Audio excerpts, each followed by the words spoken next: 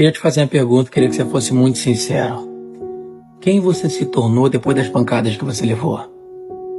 Sim, quem é você depois de toda aquela dor?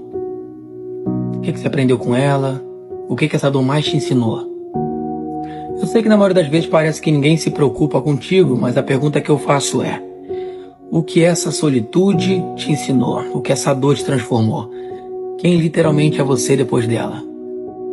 Tem gente que usa a dor para se transformar numa pessoa ruim. Outras usam a dor para se transformar na pessoa melhor. E a pergunta que eu te faço é: essa dor deixou você melhor ou pior?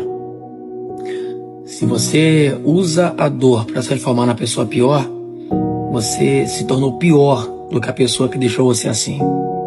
Se você usa a dor para se fortalecer, então você aprendeu o sentido da vida. Dores vêm para te ensinar. A todo momento, a todo vapor. Por isso eu te pergunto: quem você é depois da dor?